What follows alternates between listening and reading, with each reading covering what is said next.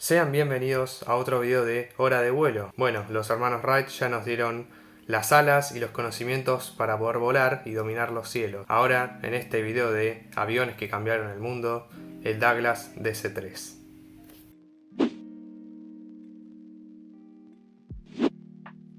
La historia de esta aeronave comenzó en 1932 cuando una carta del CEO de TWA, Jack Fry, cayó en el escritorio del señor Donald Douglas, dueño de Douglas Aircraft. En ese momento, Boeing produjo el 247, una revolucionaria máquina de dos motores que hizo viable la aeronáutica comercial en términos económicos. Para entonces, United recibía atención prioritaria por parte de la Boeing.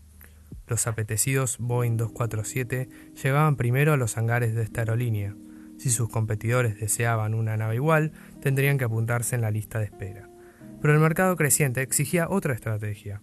La TWA, Transcontinental and Western Air, luego rebautizada Trans World Airlines, decidió saltarse la fila y le encargó a la Douglas Aircraft la construcción de una aeronave que superara las prestaciones del Boeing. Quería una aeronave que pudiera llevar 12 pasajeros y un alcance de 1.600 kilómetros. Un equipo liderado por Arthur Emmons Raymond se encargó de aquella tarea. Le dio una semana para hacer el diseño del avión. Al mostrarles el diseño del avión a TWA, les sorprendió ver un avión bimotor, ya que habían pedido un avión con 3 motores a causa de un accidente. La aerodinámica era tan pobre en esa época que si un bimotor perdía un motor, no podría mantener la altura. Este problema se solucionaba teniendo un motor más. Pero Raymond les dijo tranca palanca y les prometió que este avión sería la excepción, y empezaron a trabajar. Por primera vez se utilizó de manera intensiva el túnel de viento para analizar el aerodinamismo de las maquetas, lo que permitió ahorrar tiempo y dinero. Se realizaron más de 200 pruebas en el túnel de viento. Esto les ayudó a establecer un nuevo tipo de diseño de ala. En ese momento, las alas estaban colocadas en ángulo recto al fuselaje, los intrados rectos y los extrados curvos. Raymond se dio cuenta que al invertirlas se conseguía mayor estabilidad. También diseñó los fillets, que eran una curva suave que unía las alas con el fuselaje y reducía la resistencia. El primer prototipo se dio a conocer en junio de 1933 y se llamó DC-1. Era un avión de ala baja con tren de aterrizaje retráctil, capacidad para 12 pasajeros y casi todos sus componentes eran metálicos. Nunca entró en producción, pero fue fundamental para elaborar una versión aún mejor. Poco después, se creó una versión mejorada con capacidad para 14 pasajeros, el DC-2, un completo éxito, sacando del podio al Boeing 247. En 1935, el CEO de American Airlines le solicitó a Douglas una versión que permitiera la instalación de 14 camas en su interior para hacer más llevaderos los aún muy largos viajes aéreos. A Douglas no le interesaba, pero era un pedido de 10 aviones valorado en $795.000, así que aceptó. Eso obligó a agrandar su fuselaje y dotarlo de motores más potentes. A este avión se le denominó Douglas Sleeper Transport. Tenía que ser un 50% más grande que el DC-2, así que para alargar el fuselaje optaron por un fuselaje cilíndrico, que era más resistente y aerodinámico, ya que la mayoría de los aviones de la época eran cajas voladoras. Literalmente cajas voladoras. Sin embargo, los aviones dormitorios no convencieron al público, pero pasó el tiempo y los diseñadores cayeron en la cuenta de que habían creado una aeronave donde cabían 21 pasajeros sentados, que contaba con 50% más de capacidad de carga útil y tenía un costo operativo de apenas 3% mayor que el de la aeronave anterior. A partir de ese error nació el DC-3, que tendría su primer vuelo en 1935 y que cambiaría para siempre la historia de la aviación civil y militar. El DC-3 era un aparato mucho más confortable y de una versatilidad nunca antes vista. Tuvo tanto éxito que la planta de Douglas, en Long Beach, California, no daba abasto. La compañía tuvo que adaptar otras de sus fábricas auxiliares para poder satisfacer la demanda. Se necesitaban 6.000 hombres y $500,000 de remaches para la fabricación de cada uno. Se convirtió en el primer avión de línea comercial rentable, un avión que permitía el transporte aéreo masivo. Los vuelos dejaron de ser una excepción y pasaron a ser una rutina. Un vuelo de costa a costa de Estados Unidos pasó de durar 25 horas a casi la mitad gracias al DC-3. Pasó a ser el avión elegido por las aerolíneas. Era un avión vanguardista. Tenía una envergadura de 29 metros, una altura de 5 metros y 15 centímetros, un peso máximo de despegue de 11.800 kilos. Era propulsado por dos motores de 14 cilindros Pratt & Whitney R1830-92, Twin Wasp de 1.200 caballos de fuerza cada uno, que le daban una velocidad de crucero de 200 nudos o 330 km por hora, y un alcance de más de 2.000 kilómetros. También tenía un sistema feather o de abanderamiento para que las hélices del motor no creen tanta resistencia si el motor fallaba y había que apagarlo. La operación del tren de aterrizaje y flaps era mediante sistemas hidráulicos, el único avión capaz de aterrizar con su tren de aterrizaje plegado sin recibir daños significativos. Para hacer esto, las hélices tenían que estar detenidas y en posición de Y invertida. Tenía un asegurador de la rueda de cola para garantizar despegues rectos. Estaba equipado con calentadores para cada carburador para prevenir el enfriamiento del aire. Contaba con piloto automático, así como fijador de rumbo y compensador que permitía mantener la nariz del avión en un ángulo específico respecto al horizonte, lo que se conoce como Attitude and Pitch Holder. Estaba a la vanguardia de la radionavegación, con sistemas ADF y BOR. Simplemente era el mejor avión. Para 1939 ya habían salido 350 DC-3 de la fábrica.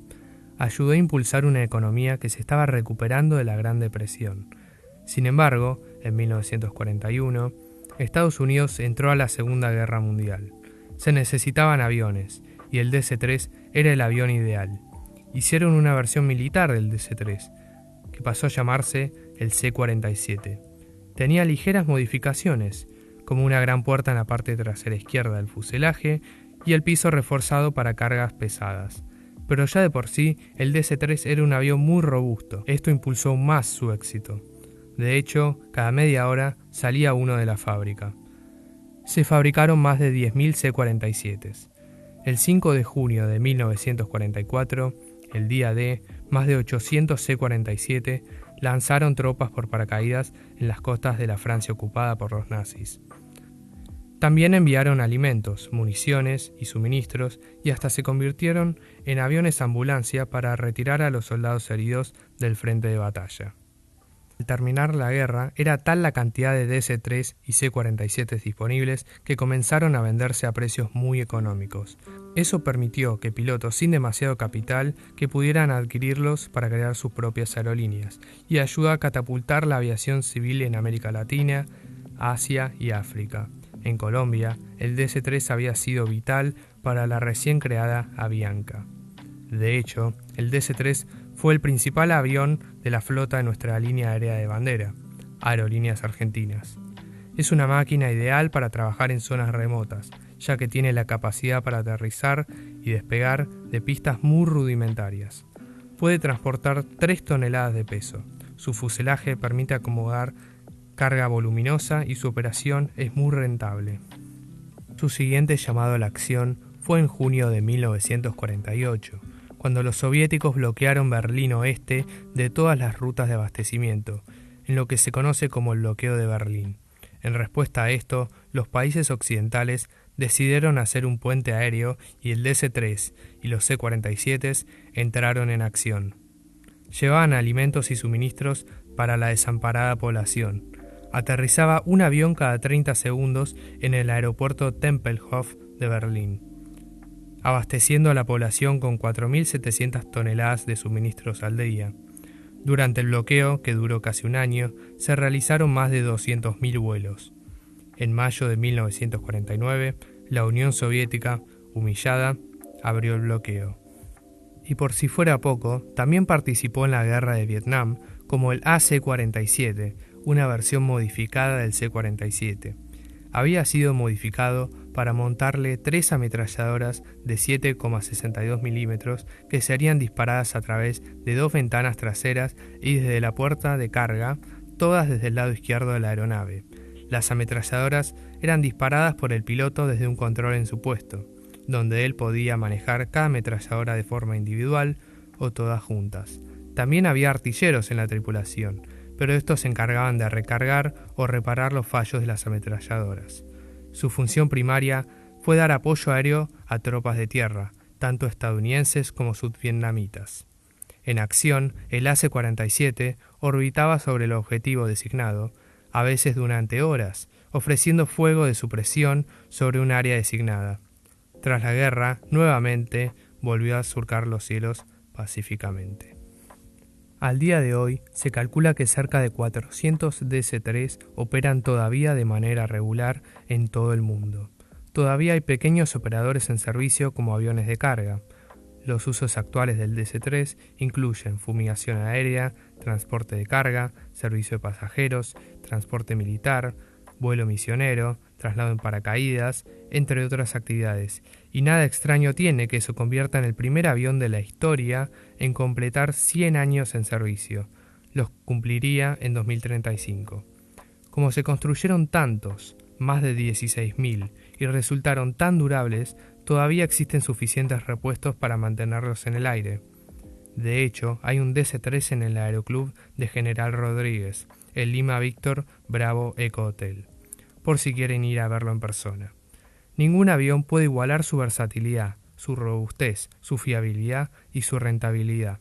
Probablemente ningún avión dejó un legado tan amplio y duradero como este avión. Y así como una Hilux solo puede reemplazar a otra Hilux, el único reemplazo de un DC-3 es otro DC-3.